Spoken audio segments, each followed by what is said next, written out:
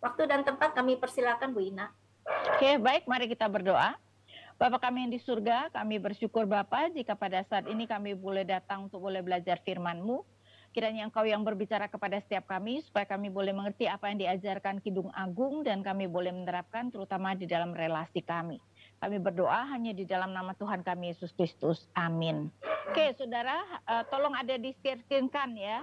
Hari ini kita akan melihat Kidung Agung pasal 1 sampai pasal 4. Nah, pertama-tama kita melihat Kidung Agung 1-2, yaitu berseminya cinta. Nah, saya mau supaya kita pertama-tama melihat dulu mengenai penulisnya. Penulis saya percaya adalah Salomo, dan memang kalau kita melihat ya, ini disebut Kidung Agung dari Salomo. Nah, sedangkan kita juga bisa melihat, tolong bisa ada yang share screen? Ton Meni supaya seperti ituin tuh. Penulis adalah Salomo, ya, dan nama Salomo itu muncul 7 kali. Kita bisa melihat di pasal 1 ayat 1, Kidung Agung dari Salomo. Kemudian juga ayat 5 dikatakan memang hitam aku tetapi cantik hai putri-putri Yerusalem seperti kemah-kemah orang Kedar, seperti tirai-tirai Salma. Salma itu adalah feminin dari Salomo. Kemudian juga di ayat kita bisa melihat di dalam pasal 3 ayat 7, ayat 9, ayat 11 ya, itu berbicara tentang pernikahan Salomo. Dan kemudian yang terakhir adalah pasal 8 ayat 11 dan 12. Nah, kenapa kita juga bisa melihat bahwa Salomo adalah penulisnya? Karena Kidung Agung merefleksikan keadaan sebelum kerajaan Israel terpecah. Buktinya menyebutkan kota-kota utara seperti kota, kalau kita melihat misalnya apa yang ada ya, Tirsa ya, seperti kota Tirsa di pasal 6 ayat 4, cantik engkau manisku seperti kota Tirsa, tetapi juga kota Yerusalem ya yang adalah di bagian selatan. Dan kalau kita melihat penulis Kidung Agung itu sangat senang dengan kuda. Karena itu kita bisa melihat dia misalnya memuji kekasihnya dengan kuda betina daripada kereta-kereta Firaun kuumpamakan engkau manisku di dalam Kidung Agung 1 ayat 9. Dan itu sangat cocok dengan Salomo yang sangat suka kuda ya. Karena itu kenapa saya melihat bahwa penulisnya adalah Salomo, walaupun tidak semua orang ya menganggap bahwa penulisnya merupakan Salomo. Next. Kita melihat bahwa ada penafsiran yang lama, melihat Kidung Agung menggambarkan kisah kasih Allah dengan umatnya atau Yesus dengan gerejanya. Masalah dengan pandangan ini adalah penafsiran harus dilakukan secara alegoris. Jadi semuanya itu harus dirohanikan. Contohnya Kidung Agung 1 ayat 5, memang hitam aku tetapi cantik. Nah, saudara, ya kalau kita melihat ini adalah seorang gadis berbicara, maksudnya dia mengatakan kulitnya hitam. Tapi kalau ini soal gereja, tidak mungkin dong soal kulit hitam. Kan itu ini harus ditafsirkan misalnya hitam karena dosa, tetapi cantik karena sudah ditebus. Jadi kalau kita mau melihat ini adalah relasi antara Allah dengan umatnya, mau tidak mau harus ditafsirkan secara rohani dan ditafsirkan secara alegoris.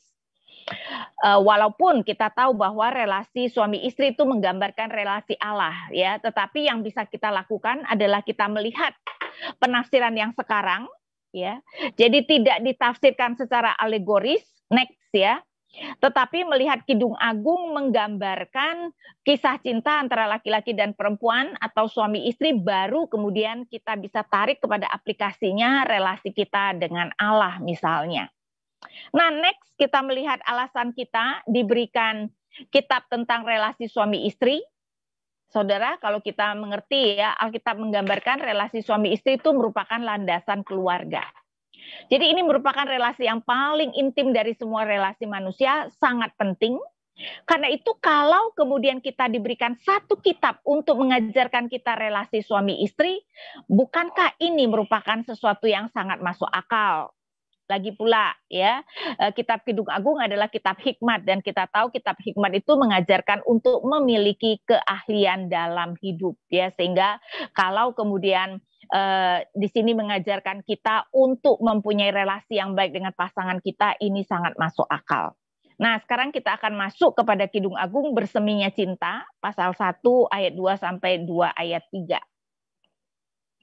Tapi sebelumnya saya mau juga kita melihat ya, LAI itu memberikan petunjuk, LAI memberikan petunjuk yang sangat penting ketika kita berbicara tentang Kidung Agung, karena kita kan tidak tahu siapa yang berbicara. Nah, kadang-kadang Alkitab Inggris tuh menambahkan apakah si raja yang berbicara atau si perempuan. LAI memberikan petunjuk kalau saudara kita melihat di dalam pasal 1 ayat 2 ya, ada garis strip kecil. Kemudian ada garis strip kecil lagi di ayat 8 dan itu menunjukkan ada perubahan pembicara, pergantian pembicara ya. Jadi ini adalah petunjuk yang diberikan oleh LAI. Tapi sebelum kita masuk ke dalam Kidung Agung juga kita mau melihat relasi yang Tuhan inginkan terutama dari Kejadian 2 ayat 24, suatu ayat yang sangat penting. Sebab itu seorang laki-laki akan meninggalkan ayahnya dan ibunya dan bersatu dengan istrinya sehingga keduanya menjadi satu daging. Nah saudara, di sini kita melihat ada 3 kata kerja, kata meninggalkan menunjukkan prioritas. Artinya ya Alkitab mau mengajarkan bahwa relasi suami istri lebih penting daripada relasi orang tua anak setelah anak menikah. Karena itu kenapa dikatakan anak meninggalkan ayah dan ibunya, berarti relasi orang tua dengan anak harus berubah ketika anak menikah. Dan sekarang malahan anak bersatu dengan istrinya ya, dan ini menunjukkan prioritas. Dunia tentu saja menganggap bahwa relasi orang tua anak yang paling penting karena ada ikatan darah, tapi ternyata bagi Alkitab relasi suami istri yang paling penting. Tidak mengherankan, Tuhan paling sering memakai relasi suami istri untuk menggambarkan relasi Tuhan dengan jemaatnya. Apalagi memang satu-satunya relasi yang digambarkan menjadi satu dari semua relasi manusia hanyalah relasi suami istri yang kita tahu meneladani relasi Allah Tritunggal yang adalah satu.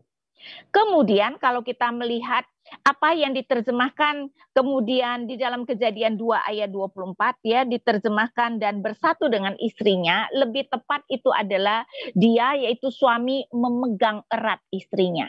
Ya, karena itu dalam bahasa Inggrisnya he shall cling to his wife.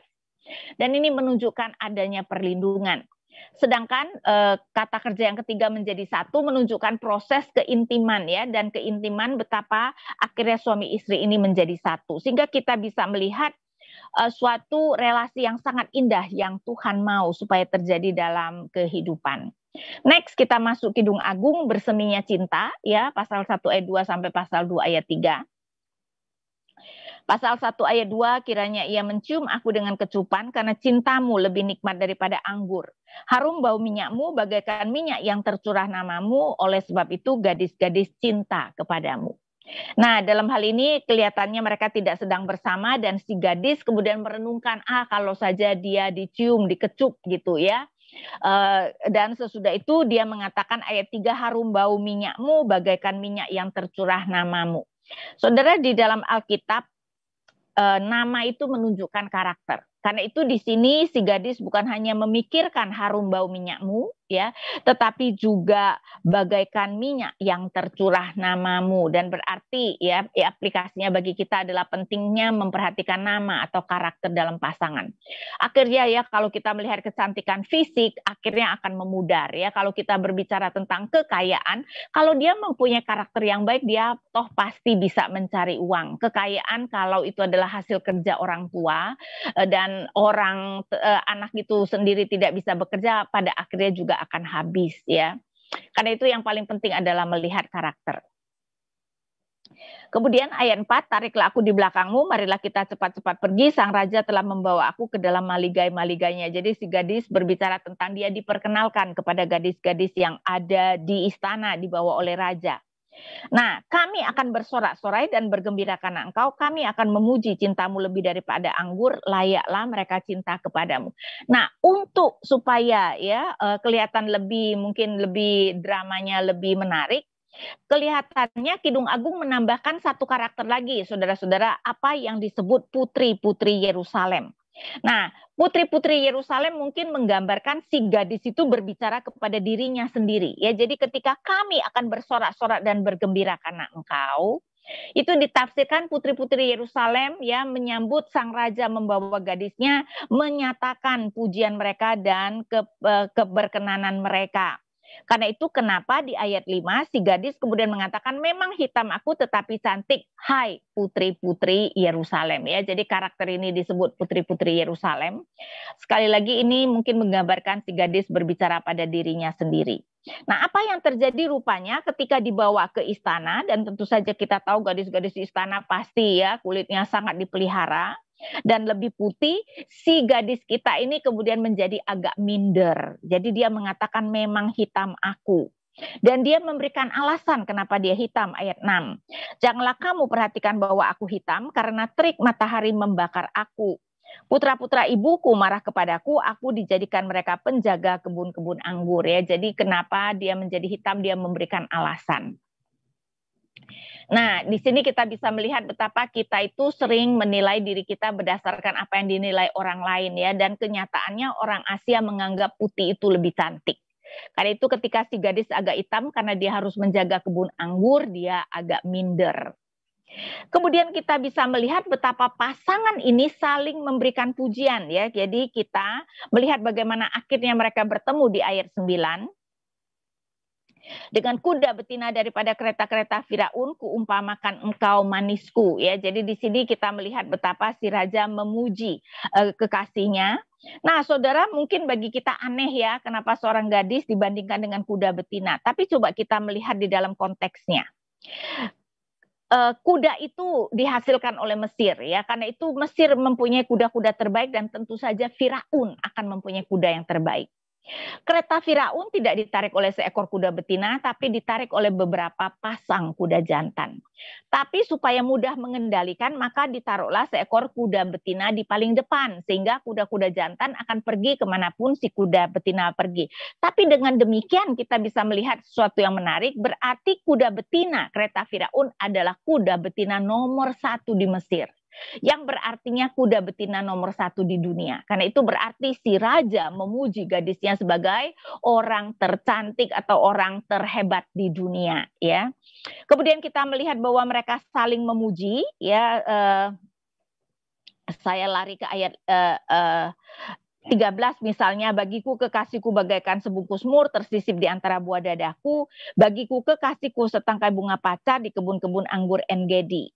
Lihatlah cantik engkau manisku, sungguh cantik engkau bagaikan merpati matamu dan sebagainya. Dan di sini menunjukkan betapa pasangan ini saling memuji. Dan ini menunjukkan ya Bapak Ibu dan Saudara sekalian pentingnya memberikan pujian kepada orang yang kita kasihi. Karena apa?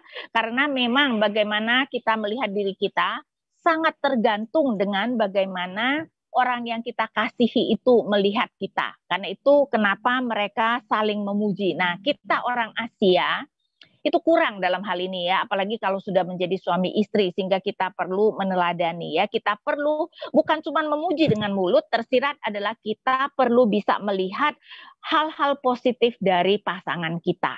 Ya, dengan demikian kita bisa memuji dengan tulus, dan dengan demikian pasangan kita pun juga bisa merasa lebih baik mengenai dirinya. Next.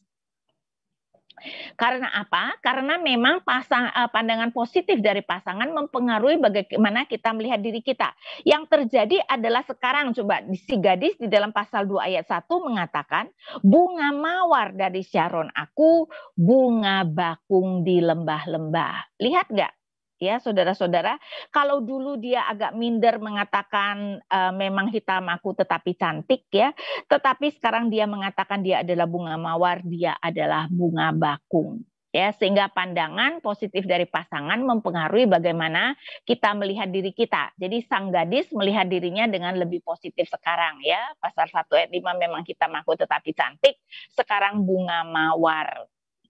Kemudian juga kita melihat ayat 3 seperti pohon apel di antara pohon-pohon di hutan. Demikianlah kekasihku di antara teruna-teruna, di bawah naungannya aku ingin duduk, buahnya manis di langit-langitku, bagi langit-langitku. Nah, terutama bagian ini ya, buahnya manis di bawah naungannya aku ingin duduk. Kita harus mengerti bahwa penting bagi wanita mendapatkan rasa aman pada pasangannya ya, dan ini yang kemudian hendak ditekankan. Nah, itu adalah awal ya perjalanan cinta mereka. Nah, sekarang kita akan memasuki tahap berikutnya, next, semakin berseminya cinta.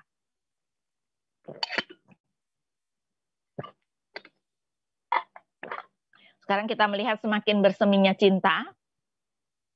Pasal 2 ayat 4, telah dibawanya aku ke rumah pesta dan panjinya di atasku adalah cinta. Nah, bahasa puisi itu bagusnya ya, saudara-saudara bisa kita bayangkan. Panji itu adalah banner ya, dan itu adalah sesuatu yang kelihatan. Karena itu kalau di medan perang, orang itu zaman kuno memakai panji ya, supaya kemudian bisa mudah dilihat. Panjinya di atasku adalah cinta, berarti ketika si raja membawa si gadis pergi, seakan-akan di atas kepala si raja atau di atas kepala si gadis ada tulisan inilah gadis yang kucintai. Artinya si raja itu begitu bangga dengan kekasihnya dan kemudian diperkenalkan kepada semua orang ya, dan ternyata memang kelihatannya penting bagi seorang laki-laki untuk bangga dengan pasangannya ya, dan biasanya itu yang terjadi. Seorang laki-laki kalau bangga dengan pacarnya atau dengan istrinya, kemanapun dia pergi dia akan memperkenalkan. Tidak mengherankan ayat 5, si gadis kemudian berkata, kuatkanlah aku dengan penganan kismis, segarkanlah aku dengan buah apel sebab sakit asmara aku. Tangan kirinya ada di bawah ke kepalaku, tangan kanannya memeluk aku, mereka berpeluk ya, memeluk, dan karena itu kemudian si gadis mengingatkan ayat 7, kusumpahi kamu putri-putri Yerusalem. Ingat ya, berbicara kepada putri Yerusalem lebih ke arah dia berbicara kepada dirinya sendiri. Demi kijang-kijang atau demi rusa-rusa betina di padang, jangan kamu membangkitkan dan menggerakkan cinta sebelum diinginkannya. Berarti pentingnya menjaga kekudusan dalam relasi ya. Kita tahu bahwa Tuhan menginginkan hubungan suami istri itu hanya boleh terjadi ketika orang sudah menikah. Ya, karena itu, dan di sini mereka belum menikah, karena itu seharusnya ya tidak boleh melakukan hal-hal yang di luar batas. Karena itu kenapa di sini walaupun dia dikatakan sakit asmara, dia kemudian mengingatkan dirinya untuk menjaga kekudusan di dalam relasi. Ton, barang datang Ton. Coba lihat, ada telepon. Sorry ya, soalnya kayaknya ada barang datang. Ya, jadi kita melihat pentingnya seorang laki-laki pentingnya menjaga kekudusan dalam relasi. Nah, kemudian kita melihat masa indah dalam berpacaran ayat 8 dan 9. Dengarlah kekasihku, lihatlah ia datang, melompat-lompat di atas gunung-gunung, meloncat-loncat di atas bukit-bukit. Kekasihku serupa kijang atau anak rusa. Lihatlah ia berdiri di balik dinding kita, sambil menengok-nengok melalui tingkap-tingkap dan melihat dari kisi-kisi.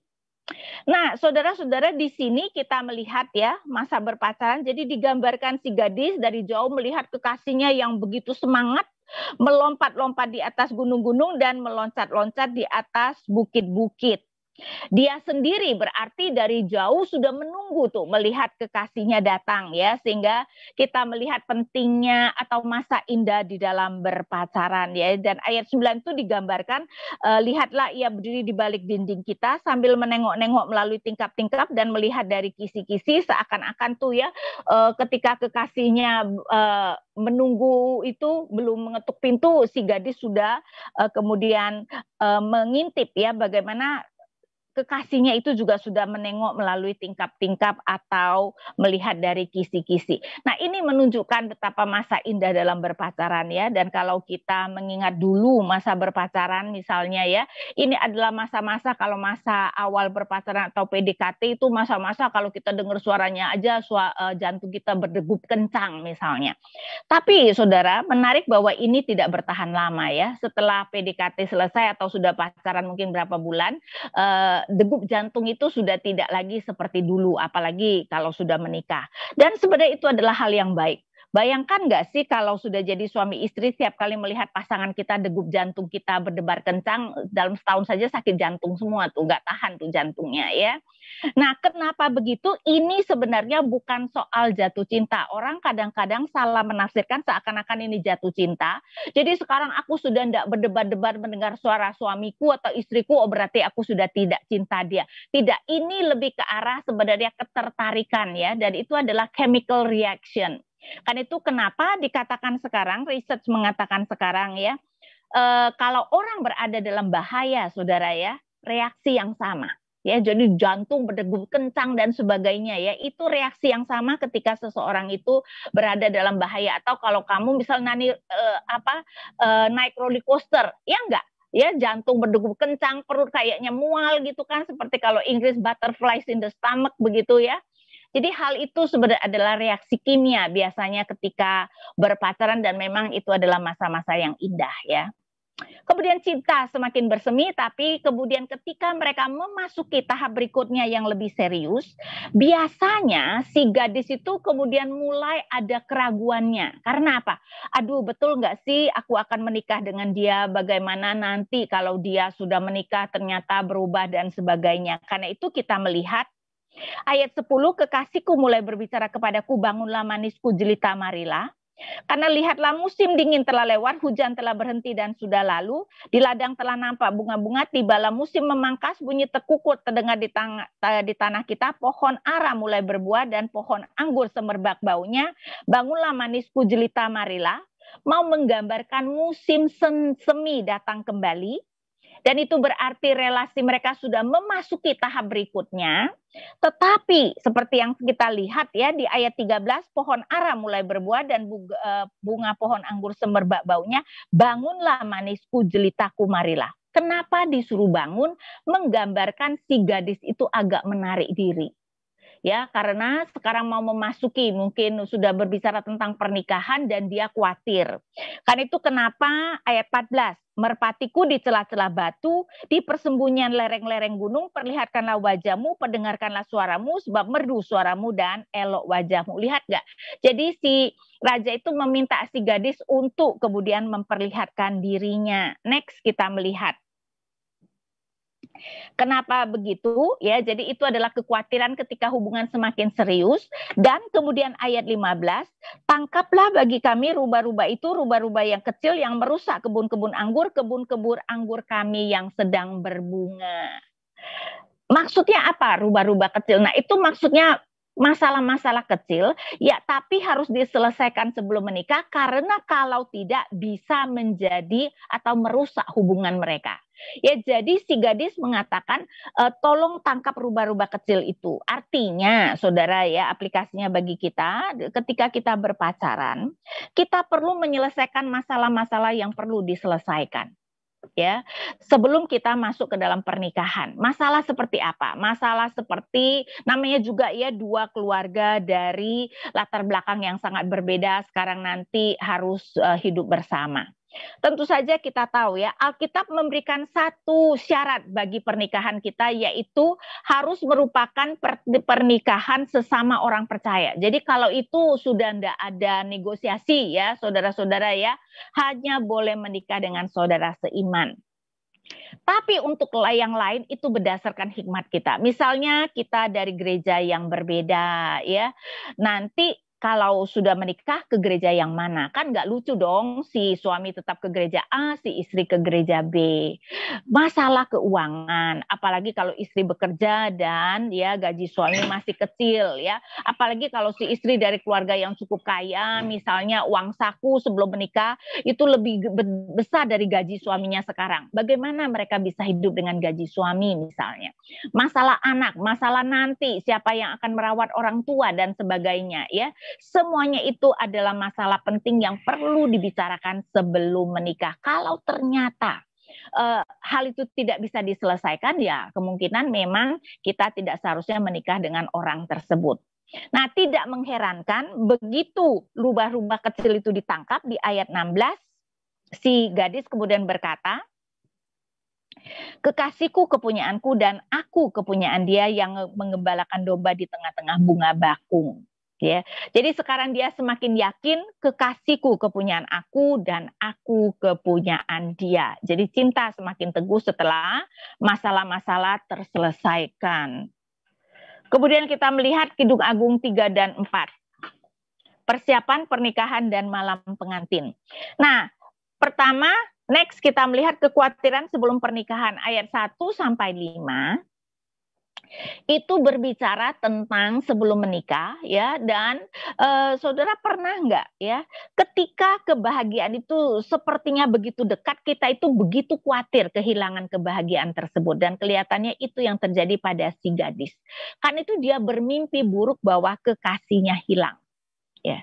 Jadi pasal 3, di atas ranjangku pada malam hari kucari jantung hatiku, kucari tetapi tak kutemui dia. Aku hendak bangun dan berkeliling di kota, di jalan-jalan dan di lapangan-lapangan, kucari dia jantung hatiku, kucari tetapi tak kutemui dia. Aku ditemui peronda-peronda kota, apakah kamu melihat jantung hatiku? Baru saja aku meninggalkan mereka, kutemui jantung hatiku, kupegang dan tak kulepaskan sampai kubawa dia ke rumah ibuku, ke kamar orang yang melahirkan aku. Jadi digambarkan dia kehilangan kekasihnya, dia mencari sampai dapat. Kata jantung hatiku muncul 4 kali ya, 1 kali di dalam setiap ayat, di dalam ayat 1 sampai 4. Nah, saudara-saudara, secara harafiah kata jantung hatiku adalah dia yang jiwaku kasihi. Mengingatkan ke perintah kita, perintah Tuhan kepada kita, kasihilah Tuhan Allahmu dengan segenap hatimu, segenap jiwamu, dan segenap kehendakmu. Ya, sehingga di sini kita bisa melihat bahwa ini sebenarnya mungkin juga bisa kita aplikasikan di dalam relasi kita dengan Allah ya. Kadang-kadang kita itu bisa merasa Allah itu jauh, Allah tentu saja kita tidak mungkin kehilangan Allah, Allah tidak mungkin hilang.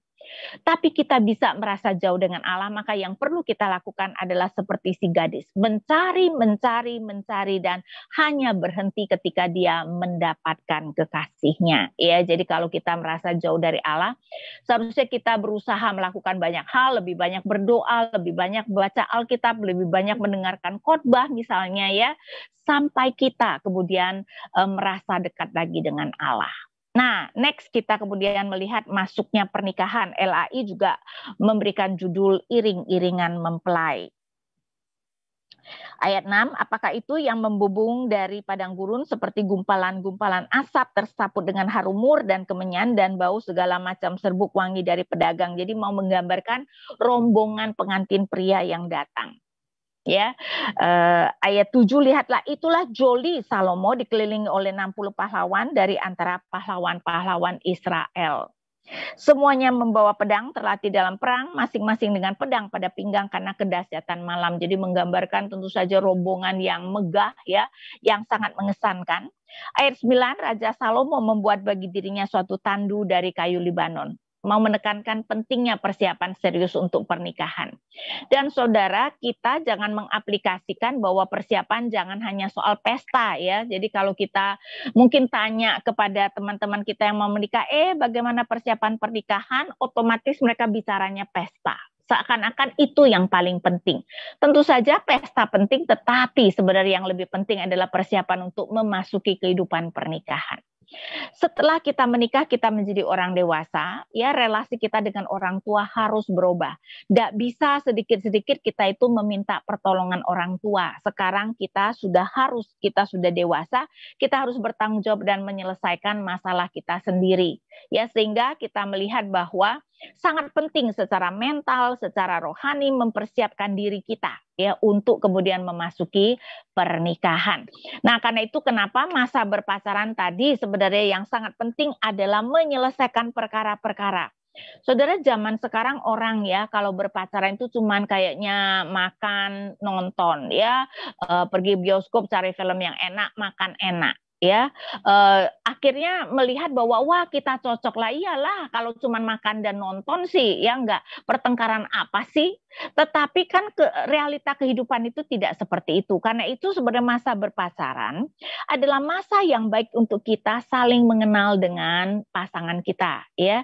Jadi tanyakan ya apa yang kamu mau ketahui tentang dia. Katakan tentang hal-hal yang penting di dalam hidupmu terhadap dia dan lihatlah apakah kemudian kalian berdua cocok atau tidak. Dan kemudian carilah tadi ya rubah-rubah kecil yang harus diselesaikan. Nah, memang di dalam pernikahan ini, di dalam Kidung Agung yang difokuskan adalah mempelai pria karena kepala keluarga adalah pria ya, walaupun di dalam budaya-budaya kita biasanya pengantin perempuan ya yang menjadi fokus. Next kita kemudian masuk kepada malam pengantin ya. Jadi pasal sampai 51 itu adalah malam pengantin. Nah, di dalam Kidung Agung ini, saudara ya, Salomo digambarkan sebagai suami yang sangat berhikmat. Pacar dan juga suami yang sangat berhikmat. Dia mengerti sekali bahwa istrinya pasti ada rasa khawatir dan takutnya ya. Seorang gadis yang masih perawan pasti khawatir. Malam pengantin kan tidak tahu apa yang akan terjadi begitu kan. Karena itu kita melihat bahwa si suami kemudian memuji sang istri dengan 7 pujian yang indah ya. Pasal 4. Jadi dia memulai dengan pujian. Pasal 4 ayat 1, lihatlah cantik engkau manisku, sungguh cantik engkau. Pertama, pujian pertama bagaikan merpati matamu di balik telekungmu. Saudara, kita tahu bahwa mata adalah sesuatu yang indah ya. Biasanya orang kalau matanya indah itu akan kelihatan indah ya seluruh wajahnya. Jadi bagaikan merpati matamu bisa bentuk mata. Orang zaman kuno menganggap bentuk mata seperti burung yang naik ke atas itu sebagai sesuatu yang indah atau mungkin kejernihan ya. Mata burung itu kan besar dan jernih begitu.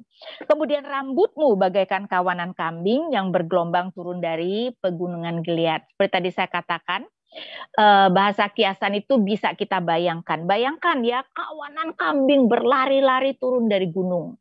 Saudara, kambing itu warnanya apa? Kambing warnanya gelap, hitam, coklat, bukan putih loh ya. Kalau enggak masa rambut digambarkan putih begitu, ya enggak. Jadi mau menggambarkan, coba bayangkan kawanan kambing yang lari. Jadi mungkin mau menggambarkan rambut yang hidup ya, yang lari kan bergerak begitu, yang berombak begitu, sehingga mau menggambarkan rambut yang seperti itu. Kemudian ayat 2, gigimu bagaikan kawanan domba yang baru saja dicukur. Nah, gigi baru kawanan domba ya. Jadi jangan terbalik ya, gigi kawanan kambing, rambut kawanan domba, bisa gawat tuh ya. Nah, kawanan domba tentu saja kita tahu bulu domba itu putih, tapi kan bulu domba kalau sudah kena kotor kan bisa kelihatan jelek. Karena itu bagaikan kawanan domba yang baru saja dicukur. Jadi bayangkan ya, putih banget yang keluar dari tempat pembasuhan ya. Jadi sepertinya masih berkilauan air begitu. Yang beranak kembar semuanya, yang tak beranak tak ada. Jadi giginya komplit, tidak ada yang tanggal. Zaman kuno tidak ada gigi palsu ya. Kalau gadis cantik atau ketawa ompong begitu kan, waduh langsung dah tidak kelihatan cantik ya. Sehingga kita melihat yang dimaksudkan seperti gigi Pepsodent lah kalau zaman kita sekarang ya. Kemudian ayat 3, bagaikan seutas pita kirmisi bibirmu dan elok mulutmu, berbicara tentang bibir yang merah ya. Kemudian bagaikan belahan buah delima pelipismu di balik telekungmu, delima itu juga merah tetapi merah yang lebih pinkish begitu ya. Jadi berbicara tentang pelipis dan juga pipi yang kemerah-merahan. Ayat 4, lehermu seperti menara Daud dibangun untuk menyimpan senjata. Nah, ini agak bingung ya. Leher seperti menara mungkin oke lah, jenjang. Tapi kok dibangun untuk menyimpan senjata? 1000 perisai tergantung padanya dan gada para pahlawan semuanya. Kok masa banyak totol-totol tuh ya digambarkan senjata. Nah, dalam hal ini kita tidak boleh melihat fisiknya. Saudara, di Alkitab leher itu sering menggambarkan karakter. Karena itu kenapa Tuhan menyebut orang Israel stiff neck, tegar tengkuk. Jadi di sini kelihatannya si raja memuji karakter istrinya. Menara di mana tempat senjata berarti ya pertahanan, keamanan negara itu bergantung kepadanya. Jadi memuji karakter si gadis seakan-akan keamanan seluruh kerajaan itu bergantung kepada dia, keagungan daripada karakter si gadis. Kemudian kelima, ayat 5, seperti 2 anak rusa buah dadamu, seperti anak kembar kijang yang tengah makan rumput di tengah-tengah bunga bakung. Dan kelihatan ini juga bukan secara bentuk ya, karena masa sih buah dada seperti anak rusa ya. Nah, dalam hal ini kenapa orang sering sekali memakai puisi? Nah, saudara, puisi membuat perasaan itu lebih bisa diutarakan ya. Jadi karena itu kenapa orang kalau jatuh cinta selalu memakai puisi. Karena bahasa puisi itu lebih menggugah perasaan. Nah, kelihatannya ini mau juga menggugah perasaan. Kalau kamu melihat 2 anak rusa makan, perasaan seperti apa yang kemudian ada? Kalau kita biasa melihat anak binatang ya, perasaan ingin membelai. Jadi kelihatannya ini yang hendak dia katakan, dia ingin membelai buah dada istrinya. Ingat ya, ini malam pengantin. Jadi memang ada pujian-pujian yang agak intim lah ya. Nah, ternyata ada berapa pujian? Mata, rambut, gigi, bibir, mulut, pelipis, leher, buah dada. Ada 7 pujian. Dan saudara, di dalam bahasa atau konsep Ibrani 7 adalah angka sempurna. Ya, sehingga kita melihat bahwa si suami memulai dengan pujian yang 7 buah kepada istrinya. Karena apa? Karena dia mengerti kekhawatirannya. Ayat 6, sebelum angin senja berembus dan bayang-bayang menghilang, aku ingin pergi ke Gunung Mur dan ke Bukit Kemenyan. Berarti dia mau datang pada istrinya.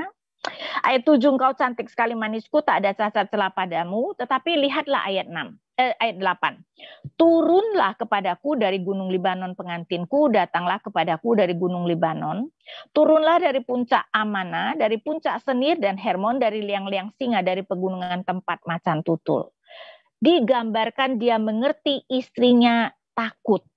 Karena itu si suami mengerti kekhawatiran sang istri, ya namanya juga masih gadis, masih perawan, khawatir pada malam pengantin, meminta supaya istrinya itu bersedia datang kepada dia. Dan kembali si suami langsung memuji juga, dan ayat 12 menunjukkan dia memuji bahwa istrinya masih perawan. Ayat 12, Dinda pengantinku, kebun tertutup engkau, kebun tertutup dan mata air termatrai. Ya, jadi ini menggambarkan dia memuji bahwa istrinya masih gadis ya. Jadi memang ini adalah sangat penting ya, bahwa Tuhan menghendaki pernikahan itu sebenarnya kita menjaga kekudusan kita untuk tidak melakukan hubungan suami istri sebelum menikah.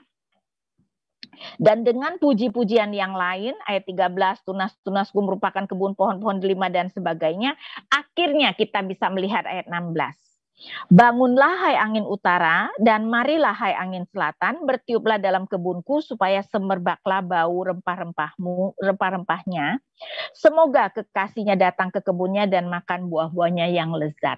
Akhirnya sang istri yang tadinya khawatir ya sekarang siap dan memanggil suaminya untuk datang kepadanya. Dan di pasal 5 ayat 1, aku datang ke kebunku, Dinda pengantinku, kukumpulkan mur dan rempah-rempahku, kumakan sambangku dan maduku, kuminum anggurku dan susuku. Perhatikan kata kuku terus ya. Betapa sekarang benar-benar si istri menjadi miliknya dan mereka menikmati malam pertama yang indah. Nah, tapi saya juga mau menambahkan ya. Jadi kelihatannya di dalam bagian awal ini di dalam Kidung Agung menggambarkan masa pacaran sampai menikah dan semuanya itu berjalan dengan indah. Tapi nanti minggu depan mulai pasal 5 kita melihat mereka mulai ada masalah. Dan sebelumnya saya mau supaya kita melihat bahwa kenapa pernikahan itu sebenarnya banyak masalah. Saya rasa bagi kita yang sudah menikah, kita tahu betapa mudahnya suami istri bertengkar ya. Betapa hal kecil bisa menjadi besar, hal besar bisa menjadi tidak dapat dikendalikan. Nah, itu adalah karena Tuhan itu menciptakan laki-laki dan perempuan berbeda. Dan karena itu kalau kita tidak memahami perbedaan kita itu, kita bisa kemudian tidak mengerti pasangan kita dan tentu saja itu akan banyak menimbulkan pertengkaran.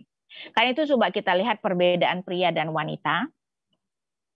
Pria itu Tuhan ciptakan sebagai kepala dan tulang punggung keluarga, wanita sebagai penolong ya. Kejadian 2 ayat 18, Tuhan berfirman, tidak baik kalau manusia itu seorang diri saja, aku akan menjadikan penolong baginya. Nah, kenapa Adam perlu ditolong?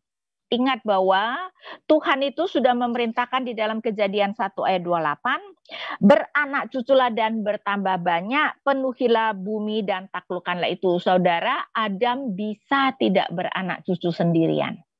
Tidak bisa kan, berarti perlu ditolong ya. Berarti sebenarnya pernikahan itu adalah terutama laki-laki yang mencari istri yang dapat menolong dia melakukan apa yang Tuhan hendak dia lakukan. Karena itu saudara terutama yang belum menikah ya, ayo pikirkanlah dengan baik di dalam mencari pasangan hidup. Kita itu menikah bukan untuk bahagia saudara, dan ini adalah mitos yang besar ya, kalau aku menikah dengan dia aku akan bahagia. Bagaimana mungkin ada manusia berdosa yang lemah dapat membahagiakan kita?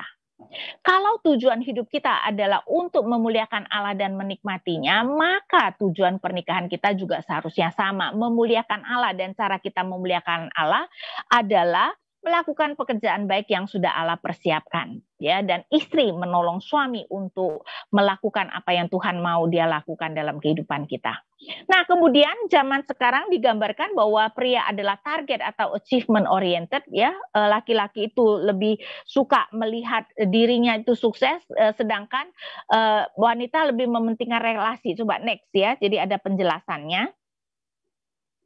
Laki-laki melihat diri berhasil jika ia sukses dalam apa yang dilakukan, terutama dalam karier. Sedangkan perempuan melihat diri berhasil jika ia berhasil dalam relasinya. Jadi memang kalau kita melihat seorang istri, ya, dia kalaupun dia tidak punya karier, dia menjadi ibu rumah tangga, tetapi selama dia melihat suaminya mencintai dan anak-anak baik, dia akan melihat dirinya berhasil. Tapi laki-laki berbeda. Ya, laki-laki kalaupun dia mempunyai istri yang baik dan anak-anak yang baik, tapi kalau dia tidak menganggap dia berhasil dalam karier, dia tidak akan menganggap dirinya berhasil. Laki-laki itu adalah target oriented, perempuan adalah relational oriented. Ya, dan biasanya di dalam kehidupan rumah tangga, laki-laki akan menganggap diri sebagai suami yang baik jika sudah memenuhi kebutuhan fisik keluarga, kebutuhan keuangan. Tapi istri walaupun menganggap itu penting, tidak cukup. Ya, jadi bagi istri, suami yang bisa memberikan segala aspek keuangan, ya, dia mau belanja apa saja bisa dan sebagainya, walaupun itu memang penting, tetapi tidak cukup karena istri mau supaya merasa suaminya perhatian dan sebagainya. Nah, karena itu kita bisa melihat bahwa next ya, pria dan wanita sering tidak mengerti pasangannya karena perbedaan tersebut. Lagi pula waktu pacaran sepertinya prianya relational oriented, ya. Kalau kita yang sudah menikah, ingat gak waktu pacaran kayaknya ya selalu diantar jemput, ya, ditanya ya mau makan apa dan sebagainya, dan sekarang ternyata sudah tidak dilakukan. Saudara, bukan karena dulu dia adalah relational oriented, tetapi karena pada waktu itu si wanita adalah targetnya.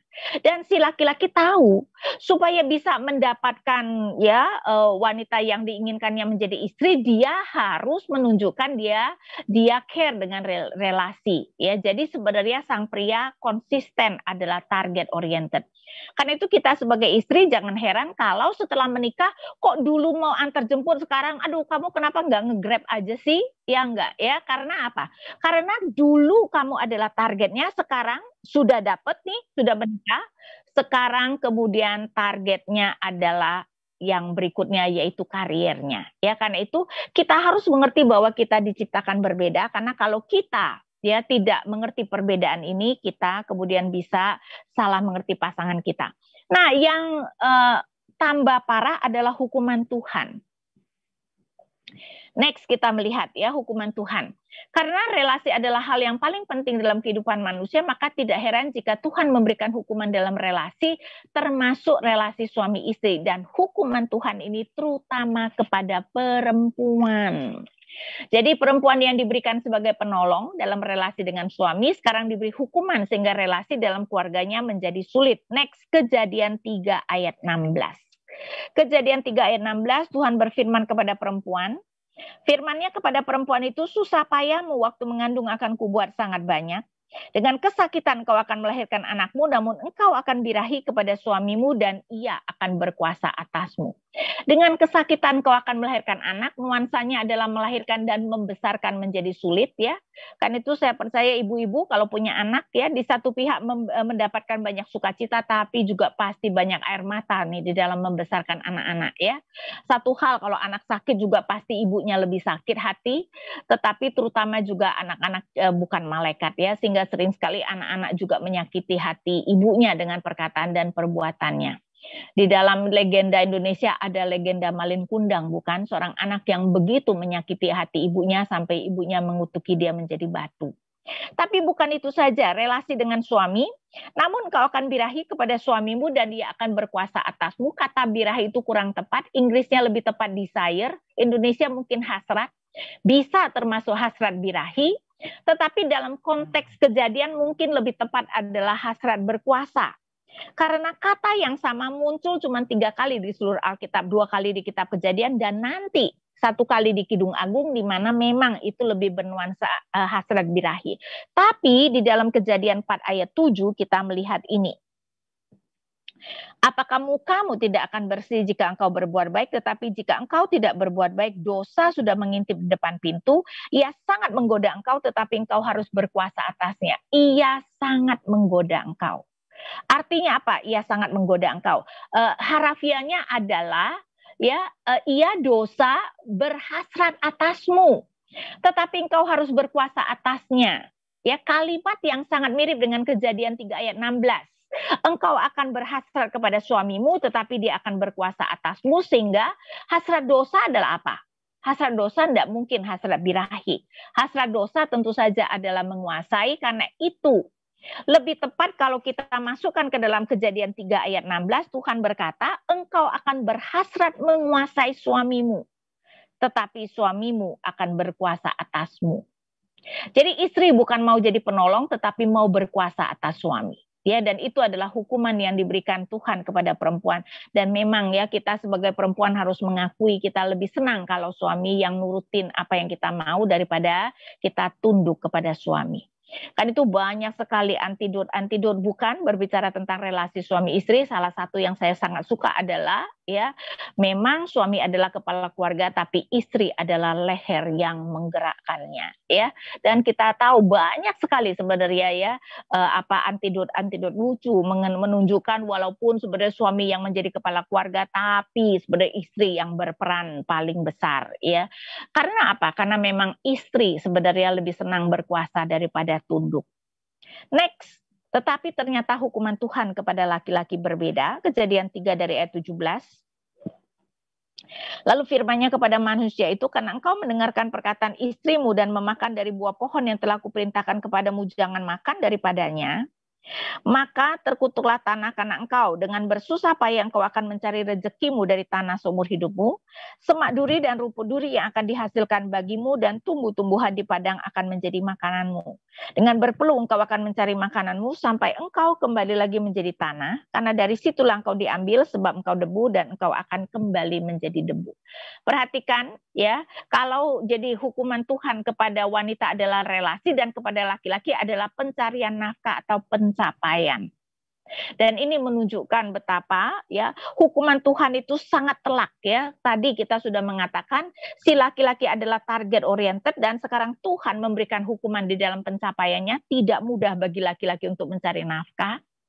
Si perempuan adalah relational oriented, dan hukuman Tuhan kepada perempuan adalah dalam soal relasi, terutama relasi dengan suami dan relasi dengan anak. Karena itu saudara-saudara, tidak mengherankan relasi suami istri tidak mudah untuk dijalankan ya, karena memang ternyata Tuhan sudah memberikan hukuman baik kepada laki-laki maupun kepada perempuan ya, sehingga kita bisa melihat ini. Tapi memang hari ini kita cuma sampai tidak melihat sampai masalah ya. Minggu depan kita akan melihat Kidung Agung, mulai dari Kidung Agung 5 berbicara tentang masalah setelah bulan madu selesai. Oke, saya berikan kesempatan untuk bertanya.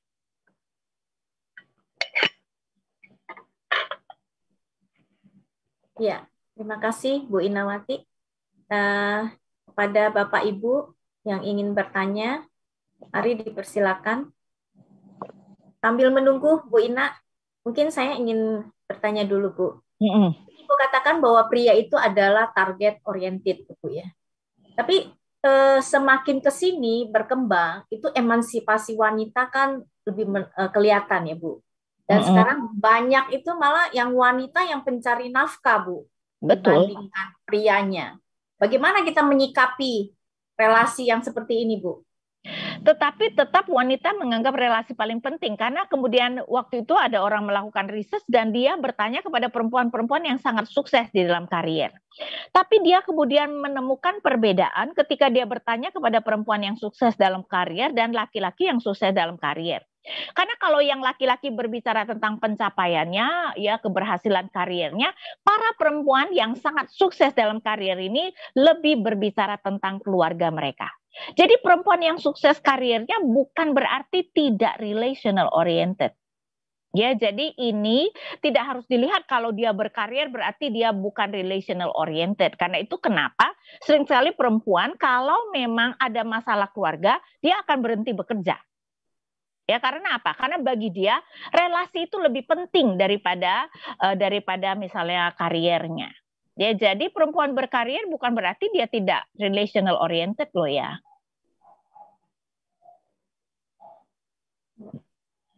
Oke, paham Bu. Ya, ada Bapak Ibu yang mau bertanya mungkin di sini? Ataupun yang ada di gereja mungkin?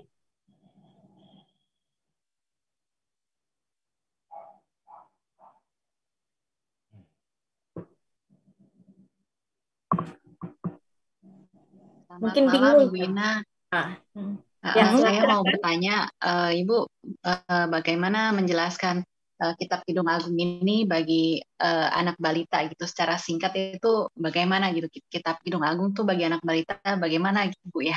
Terima kasih. Ini kan memang soal relasi dengan pasangan ya. Jadi mungkin memang kalau dengan anak balita agak-agak repot ya. Karena memang ini khusus berbicara tentang relasi dengan pasangan, baik ketika berpacaran maupun menikah. Jadi mungkin ya untuk anak balita ya bukan topik yang cocok ya. Kalau anak remaja pemuda sudah boleh, karena kan nanti mereka itu akan mempunyai pasangan. Karena ini kan juga ada yang bagian di mana sebelum mereka menikah ya.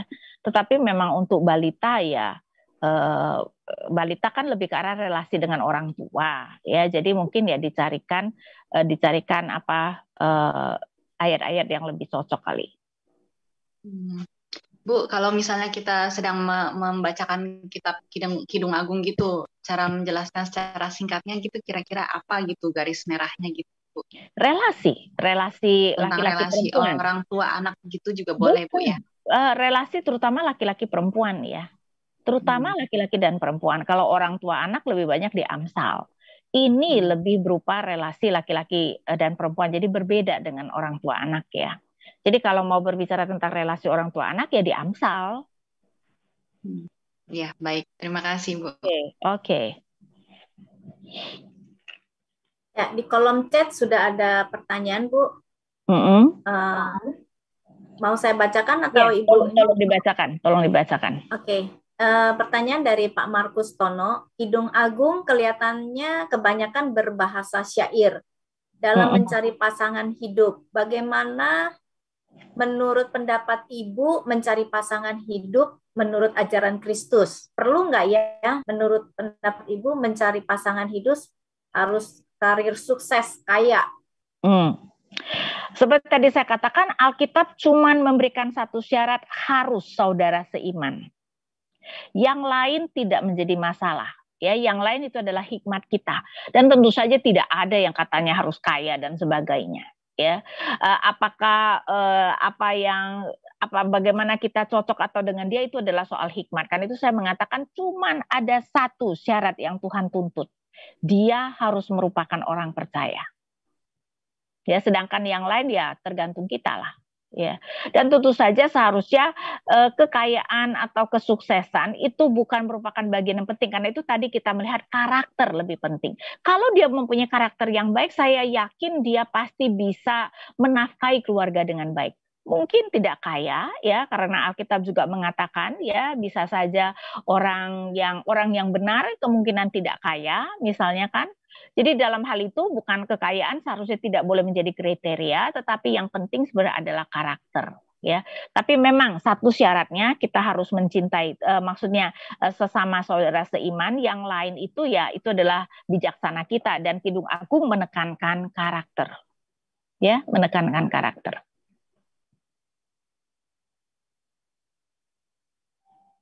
Ya, mudah-mudahan menjawab ya Pak Markus Tono. Bu Ina, kalau tadi kan Ibu bilang Kidung Agung ini dulu berdasarkan alegoris itu adalah tentang kasih Tuhan kepada kita atau gereja ya Bu ya. Sekarang kan baru ada penafsiran baru tentang Ibu mengatakan adalah hubungan relasi atau suami istri. Ini kan kalau kita baca kitab Kidung Agung, kalau kita yang nggak ngerti Bu, ini kan berdasarkan semua penafsiran kan Ibu ya. Apakah akan nanti masa-masa yang akan datang itu akan keluar penafsiran baru, Bu, tentang hubungan yang lain. Nah, penafsiran selalu bisa, namanya juga manusia yang menafsirkan ya. Jangankan masa-masa mendatang, sekarang aja sudah ada yang menafsirkan bahwa ini cinta segitiga. Ya, jadi si raja, si gadis sudah tuh si gembala itu orang lain ya, sehingga ada yang menafsirkan bahwa ini adalah cinta segitiga. Kalau soal apakah ada penafsiran yang bisa muncul yang lain, tentu saja namanya juga manusia yang menafsirkan ya, dan manusia menafsirkan juga pasti ada subjektivitasnya. Kalau soal ada penafsiran baru tentu saja ada, tapi apakah ada misalnya ini ternyata terbukti ini adalah penafsiran yang salah dan kemudian ada penafsiran yang lebih benar. Nah, itu juga bisa untuk hal-hal tertentu lah menurut saya ya. Tapi kalau ini adalah relasi laki-laki perempuan, kayaknya saya sih yakin bahwa ini merupakan fokus daripada itu ya. Tetapi kalau ada bagian-bagian tertentu nanti berdasarkan budaya ditemukan, oh ternyata penafsirannya artinya ini, ya bisa saja. Cuma kalau menurut saya kalau ini adalah relasi laki-laki perempuan kok kayaknya cukup jelas ya. Ya cuma maksudnya kayaknya kalau kita baca itu kayak erotis gitu ya Bu ya, terus dimasukin ke dalam kitab gitu ya. Betul, tetapi kan bahasanya sebenarnya adalah bahasa yang halus ya, walaupun memang kita, apalagi kita orang Asia itu agak segan gitu ya, tadi berbicara tentang buah dada, masa di Alkitab berbicara tentang buah dada, tapi jangan lupa loh ini malah mengantin loh. Ya enggak ya, sehingga memang ada bagian-bagian yang nanti bahkan kita melihat ya setelah menjadi suami istri, si suami lebih lagi tuh, lebih intim lagi tuh memuji si istrinya pakai perutnya lah, apanya lah ya. Tapi yang namanya juga suami istri toh, betul enggak ya, sehingga ya kita harus mengerti konteksnya ya. Tapi kan itu menunjukkan betapa suami istri Tuhan menginginkan relasi suami istri itu kan intim, mesra begitu.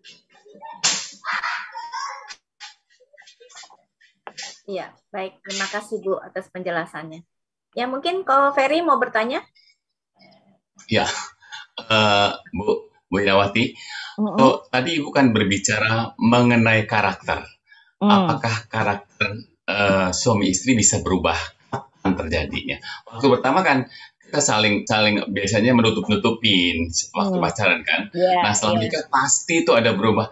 Kapan itu kira-kira Bu begitu biasanya? Nah, seharusnya karakter kita berubah karena kan Tuhan itu terus mengasah kita dong supaya karakter kita berubah. Nah, saya percaya suami istri pasangan kita itu merupakan alat pengasah yang paling baik karena itu Tuhan berkata seperti besi menajamkan besi, demikianlah manusia menajamkan manusia. Berarti Tuhan itu membentuk kita melalui orang lain dan saya yakin orang yang Tuhan pakai paling banyak membentuk kita adalah pasangan kita dan kemudian anak-anak kita. Jadi apakah sesudah menikah karakter ada perubahan? Seharusnya ada. Ya, dan moga-moga berubah lebih baik. Seharusnya ada karena tujuan hidup kita adalah Tuhan itu mau membentuk kita menjadi semakin serupa Kristus, bukan?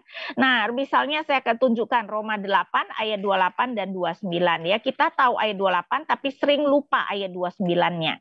Roma 8 ayat 28 kita tahu sekarang bahwa Allah turut bekerja dalam segala sesuatu untuk mendatangkan kebaikan bagi mereka yang mengasihi Dia, yaitu bagi mereka yang terpanggil sesuai dengan rencana Allah. Kemudian ayat 29. Sebab semua yang dipilihnya dari semula, mereka juga ditentukannya dari semula untuk menjadi serupa dengan gambaran anaknya. Jadi tujuan Tuhan memberikan hal-hal yang positif dan terutama juga hal yang negatif adalah membentuk kita menjadi semakin serupa. Nah, orang yang Tuhan pakai paling banyak membentuk kita adalah pasangan kita. Karena apa? Karena kita hidup terus bersama dengan pasangan kita. Dan kita kan nggak bisa, waduh aku sebel dengan karakternya, udah aku nggak mau berteman lagi dengan dia. Dengan teman bisa, dengan pasangan kan kagak bisa. Akhirnya ya memang, karena itu harusnya ya sejalan dengan kita menikah, kita menjadi dibentuk oleh Tuhan dan semoga dibentuk dengan lebih baik ya. Ibu masih lagi Bu. Apakah perubahan karakter bisa dirubah? Misalkan kita dulu punya anak kecil, kita karakter begini. Sekarang anak-anaknya juga sudah menanjak dewasa, itu bisa merubah karakter ya Bu? Karakter bisa berubah, cuman sulit. Ya, jadi memakan waktu yang sangat banyak tapi bisa berubah. Karena itu kenapa Tuhan terus melatih kita supaya kita berubah dan kita bisa melihat kan, kita bisa menjadi lebih sabar, kita bisa menjadi lebih tidak marah. Betul enggak? Kita bisa menjadi lebih murah hati. Karakter bisa berubah tapi sulit. tapi sulit. Karena itu memang sebelum menikah jangan berpikir kalau menikah dia pasti berubah lebih baik.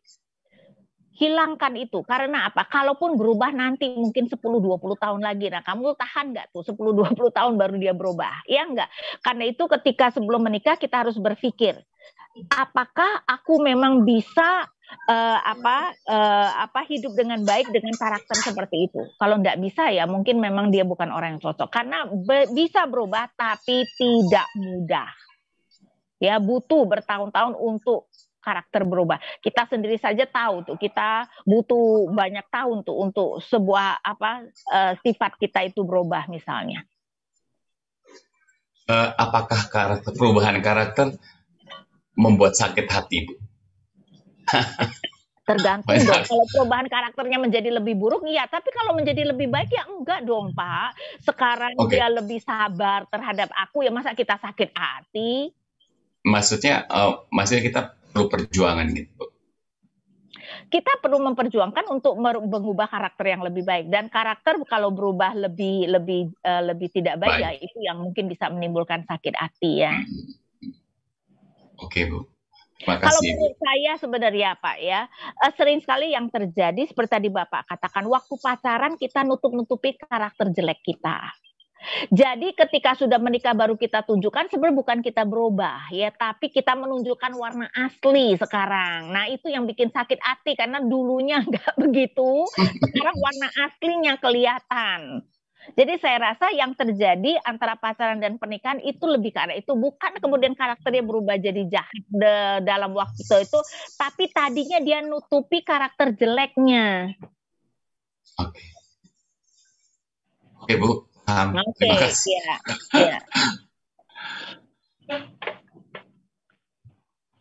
Ya, ada pertanyaan di kolom chat lagi, Bu, dari Gun Steady.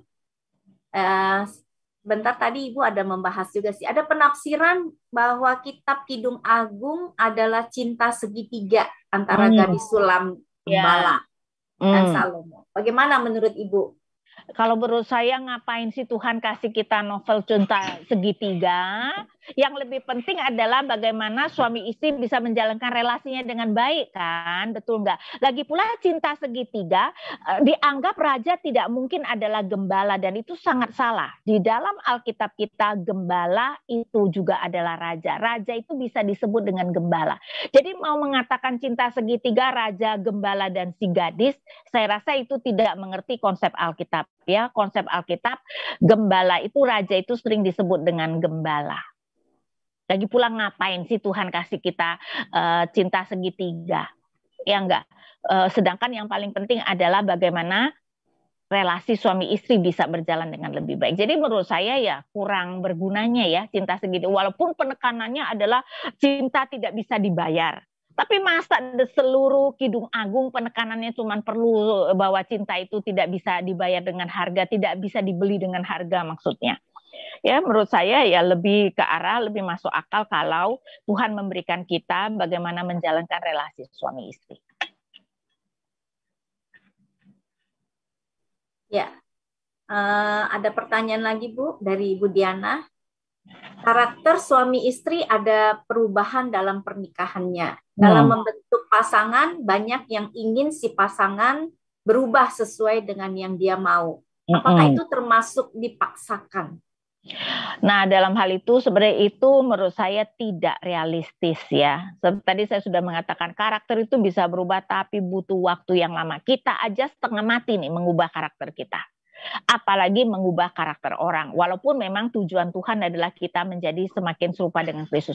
Lagi pula seharusnya berubah seturut dengan apa yang Tuhan mau, bukan apa yang pasangannya mau harusnya ya. Karena itu ketika kita meminta pasangan kita untuk berubah seperti yang kita mau, ya itu juga kurang masuk akal. Seharusnya berubah semakin serupa dengan Kristus. Itu yang seharusnya menjadi keinginan kita ya, pasangan kita maupun diri kita menjadi berubah seperti semakin serupa dengan Kristus. Tidak boleh kalau kemudian bertentangan dengan itu berarti kan kitanya yang tidak benar.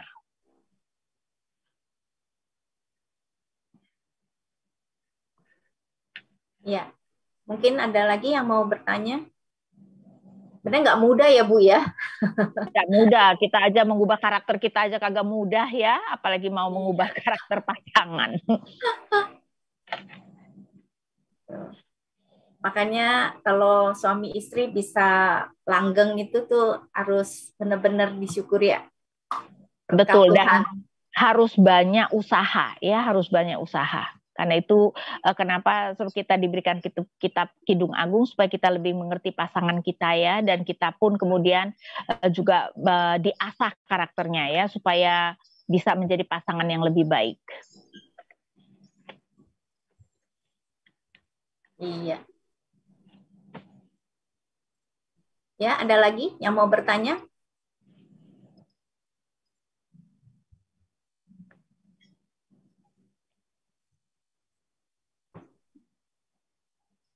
Yang di gereja ada lagi?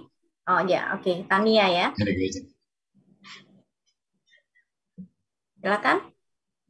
Laki-laki akan meninggalkan orang tuanya untuk menikah dengan istrinya. Masih belum terdengar. Suaranya nggak terdengar.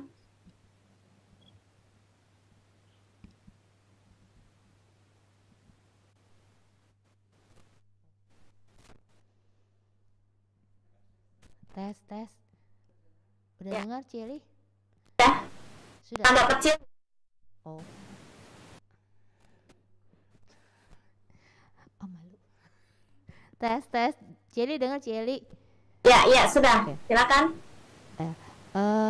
Bu Ina, tadi kan tertulis bahwa laki-laki akan meninggalkan orang tuanya untuk menikah dengan perempuan. Apakah karena ayat itu kalau misalnya orang tua dari laki-laki sakit, kayaknya anak laki-laki enggak ngurusin gitu loh Bu, kalau ketimbang anak perempuan yang ngurusin orang tua mereka. Sebenarnya bukan berarti yang anak perempuan tidak meninggalkan loh ya.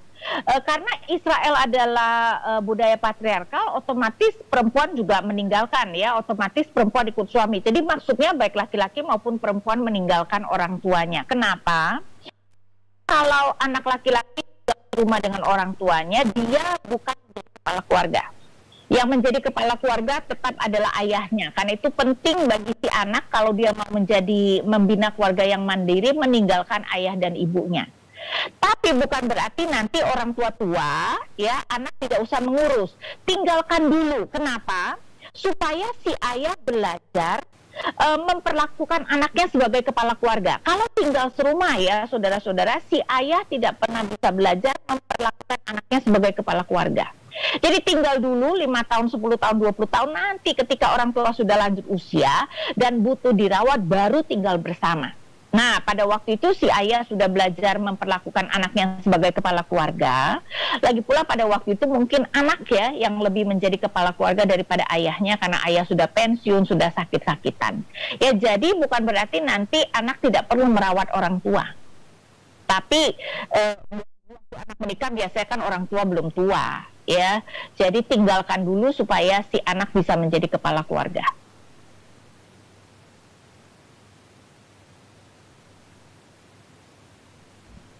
Iya. Bu, terima kasih Bu Ina. Oke.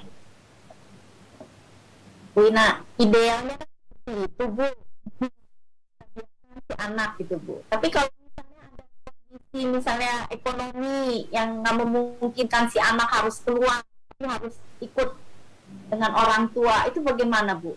Kalau sampai si anak benar-benar ekonominya belum itu ya, belum mampu sampai tinggal sendirian, ya jangan menikah dulu dong. Betul enggak? Kan seharusnya kalau bisa menikah berarti dia cukup mandiri, bukan berarti dia harus punya rumah. Tapi setidak-tidaknya bisa sewa rumah untuk tinggal atau sewa rumah lah untuk tinggal. Kalau sampai begitu juga tidak mampu, ya berarti mungkin ya memang belum waktunya untuk menikah, atau dia tidak rela hidup sederhana. Kalau memang kemampuan ekonomi kamu adalah mengontrak rumah yang sangat sederhana, ya lakukan itu.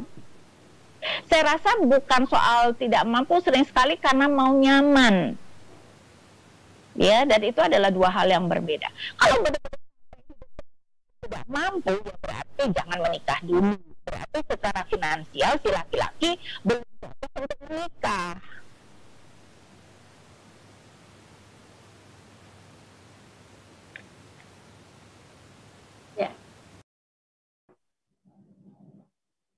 Ya, ada lagi yang mau bertanya?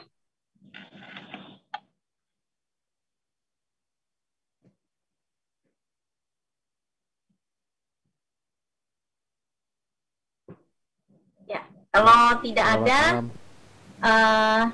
kita akhiri Bible study kita malam hari ini. Selamat malam. Ya. Oh, oke. Oh, ada. Ya, silakan. Ya, Pak selamat Boy. malam Bu Inawati. Malam. Ya, kalau bicara karakter sangat menarik Bu, karena ternyata kan karakter itu meskipun satu keluarga bisa berbeda-beda, betul ya Bu? Ya, tentu saja, betul. Ya, tentunya itu karakter itu meskipun diberikan didikan yang sama, diberikan pengarahan yang sama, tapi tetap dampak misalkan di anak-anak itu kan berbeda tetap ya. Sehingga itu kan akan memancing konflik juga pasangan suami istri dengan saling menuduh itu karakternya siapa kan, apa karakter bapaknya atau karakter emaknya begitu kan. Nah, bagaimana membuat satu karakter itu minimal ada standarnya gitu Bu. Terima kasih. Maksudnya apa ya Pak, karakter ada standar? Ya, standarnya adalah yang Tuhan mau. Minimal maksudnya tuh nggak beda jauh gitu. Di dalam mencari pasangan. Ya, dia nggak di dalam menstandarkan ke anak-anak gitu Bu. Kan anak-anak itu kan akan, misalkan kita dalam keluarga, otomatis anak-anak itu kan dibentuk di dalam karakter di bawah bimbingan orang tua kan Bu. Gitu. Nah, kita ngikutin standar Alkitab Pak, bukan ikutin karakter ayah atau karakter ibu dong.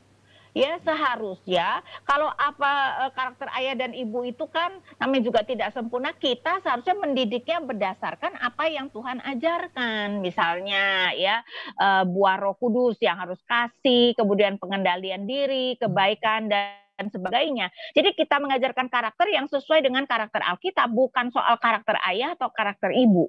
Ya, tetapi sesuai dengan karakter yang Tuhan inginkan, yang tercantum di dalam Alkitab.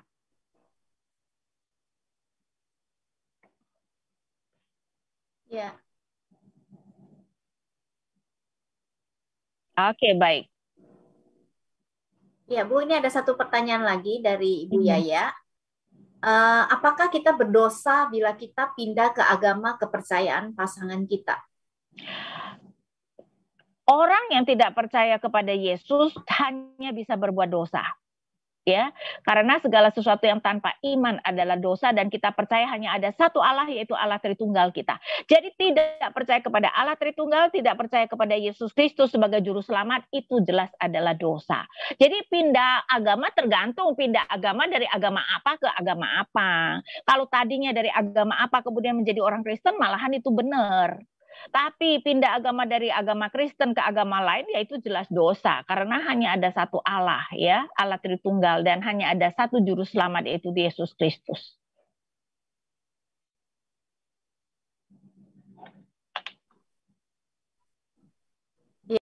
Oh, jadi menarik nih, Bu. Kalau misalnya Katolik itu seiman apa enggak, Bu? Ya, Katolik itu rada rumit ya.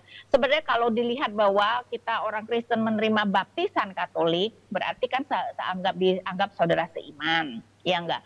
Cuman memang ajaran Katolik itu ada hal-hal yang sangat penting yang berbeda dengan kita Protestan ya. Bahkan keselamatan mereka kayaknya Tuhan Yesus harus plus pekerjaan perbuatan baik misalnya. Karena itu kalau kita misalnya tertarik dengan orang Katolik, kita pastikan dulu deh kalau dia itu benar-benar mengerti Tuhan Yesus, hanya Tuhan Yesus yang menyelamatkan dan bukan tambah embel-embel dengan berbuat baik misalnya ya, dan bahwa satu-satunya jalan adalah Tuhan Yesus, karena banyak orang Katolik tidak percaya Yesus adalah satu-satunya jalan. Ya, sehingga oke, Yesus adalah jalan bagi orang Kristen dan Katolik, orang Islam bisa diselamatkan melalui Muhammad, tapi itu jelas bukan pengajaran Alkitab. Jadi kalau kita ya tertarik pada orang Katolik, kita mungkin harus banyak berbicara soal doktrin ya, supaya kemudian dia bisa mengerti, mendapatkan pengertian yang benar. Nah, Tapi kalau menurut saya secara banyak gereja, kalau gereja itu menerima baptisan Katolik, berarti orang yang Katolik dari tadinya Katolik tidak usah dibaptis, hanya perlu disidi, berarti mengakui Katolik itu saudara seiman. Tapi itu tergantung gereja-gereja ya, cuman memang banyak masalah di dalam doktrin mereka.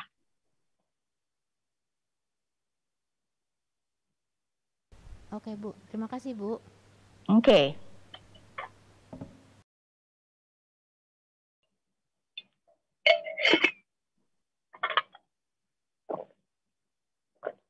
Yuk, apakah masih ada pertanyaan?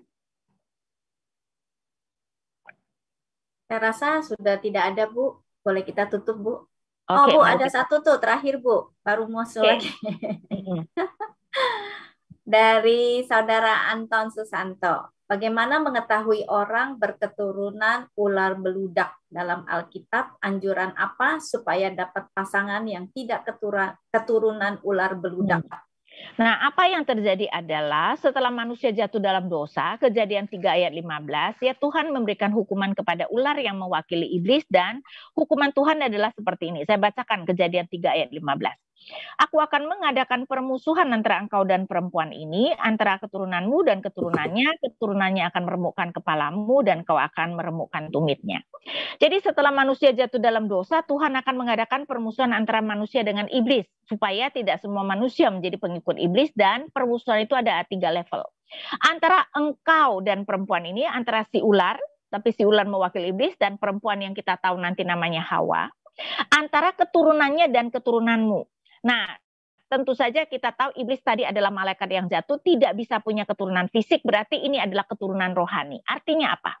Secara fisik seluruh manusia keturunan Adam dan Hawa, tetapi secara rohani sekarang keturunan manusia itu dibagi menjadi 2 garis. Keturunan ular yaitu keturunan iblis, yaitu keturunan orang tidak percaya, dan keturunan perempuan yaitu keturunan orang percaya. Baru level ketiga, keturunannya yaitu dia laki-laki akan meremukkan kepalamu, berbicara tentang Mesias, dan kau akan meremukkan tumitnya. Ya, arti kalau begitu keturunan ular beludak artinya keturunan orang tidak percaya.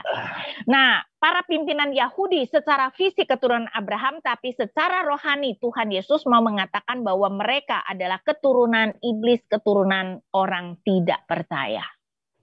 Karena itu kenapa kita harus menikah dengan sesama orang percaya. Jadi pastikan kalau kita menikah, kita itu menikah dengan orang percaya.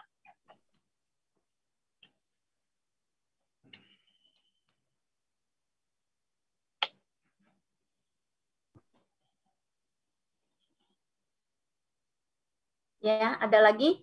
Terakhir mungkin sebelum kita tutup, kalau masih ada satu pertanyaan.